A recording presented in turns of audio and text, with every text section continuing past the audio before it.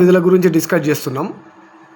మనం universal declaration of the human rights అనేది ఒక డిక్లరేషన్ కొరకు అంటే ప్రాథమిక విధులను పేర్కొనడం జరిగింది.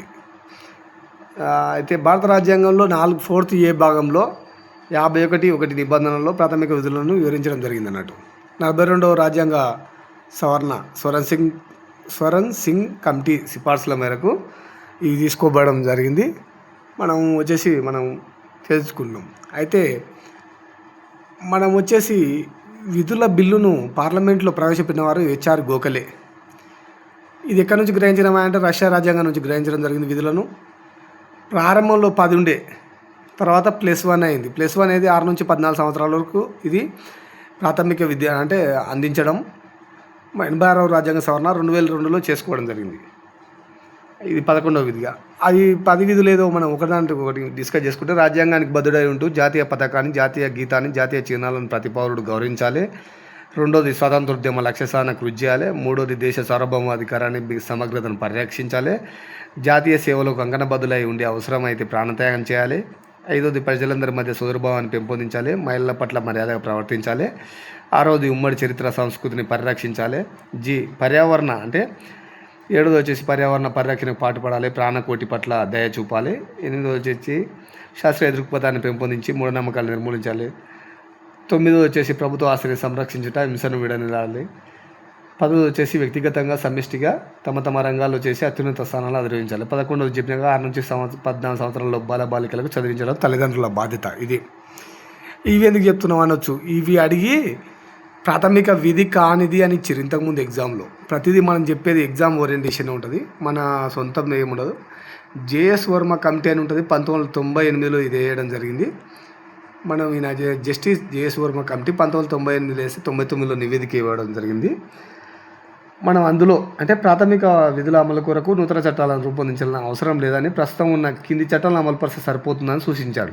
అంటే కొత్త చట్టాలు అవసరం లేదని. ఏ చట్టాలు అంటే వన్యప్రాణి సంరక్షణ చట్టం 1972, అటవీ సంరక్షణ చట్టం 1980, అలాగే వెట్టి చాకిరీ నిరోధించే చట్టము నిర్మూలన చట్టం 1976, జాతీయ చిహ్నాల గౌరవానికి భంగం కలిగించకుండా నిరోధించే చట్టం 1971 సంబంధించింది. నీటి కాలుష్య నివారణ నియంత్రణ చట్టం 1974. మళ్ళీ ఇంకోటి జాతీయ పర్యావరణ పరిరక్షణ చట్టం 1986, జాతీయ గౌరవ చిహ్నాల గుర్తింపు చట్టం 1951. ఈ చట్టాలను సక్రమంగా అంటే వినియోగిస్తే సరిపోతుంది అనే విధంగా జేఎస్ వర్మ కమిటీ 1998లో కేంద్ర మానవ వనరుల శాఖ ప్రాథమిక విధుల పాటింపుపై ఒక నోట్ని విడుదల చేస్తే జస్టిస్ జేఎస్ వర్మ కమిటీ ఏం చేసింది, ఈ కింది చట్టాలను పాటిస్తే సరిపోతుందని చెప్పింది అన్నట్టు. అయితే మనం విషయాలకు వస్తే రాజ్యాంగ పునఃసమీక్ష కమిషన్ అని మనకు ఇది ఏర్పడిన సంవత్సరం 2000లో ఉంటుంది. అంతకుముందు ఏంటంటే మనం ఇందులో ఇంకొక చట్టం కూడా ఉంది. 1951లో రూపొందించిన ప్రజాప్రతినిధి చట్టాలు కూడా దీనికి లోబడి ఉంటాయి అన్నట్టు. అట్లా అందరూ పాటించాల్సిందే ప్రాథమిక విధులను.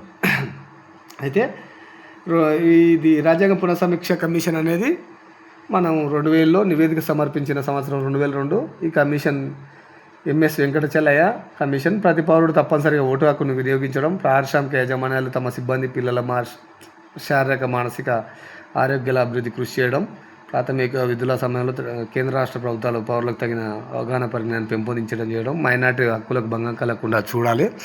ఇవన్నీ కూడా రాజకీయాల నుండి విద్యను అనే అంశాన్ని దూరంగా ఉంచి ప్రభుత్వాలు విద్యను సంస్కరించేందుకు కృషి చేయాలి. ఇవన్నీ కూడా ప్రాథమిక విధులకు సంబంధించింది. ఫోరెన్సిక్ కమిటీ అనేది 1976లో ఏర్పాటు చేసుకున్నాం. అది పౌరులు సకాలంగా పన్నులు చెల్లించాలి, విధులు ఉల్లంఘించిన వారి ప్రభుత్వ చర్యలు తీసుకోవాలి, ప్రభుత్వాలు తీసుకున్న చర్యలను ఏ కోర్టులో సవాల్ చేయరాదని చెప్పడం జరిగింది. మనం ఏదైనా డూ ఆర్ డే అని చదవాలండి.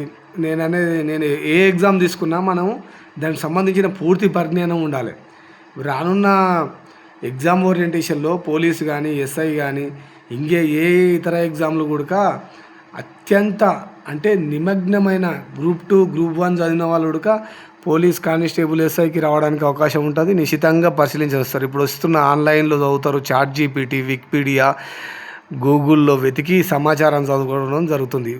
వాళ్ళకి పోటీ ఇవ్వాలంటే మనం కూడా ప్రతి తాన దొరికిన అంశాన్ని సెర్చ్ చేయాలి. మన ఛానల్ ఉంది గవర్నమెంట్ జాబ్ టార్గెట్ ఛానల్. వర్తమాన అంశాలు ప్లస్ కంటెంట్ మీకు అన్నీ అందిస్తుంటుంది. సబ్స్క్రైబ్ చేసుకోండి, నోటిఫికేషన్ రూపంలో ఖచ్చితంగా వస్తుంది మీకు. Thank you friends, good night.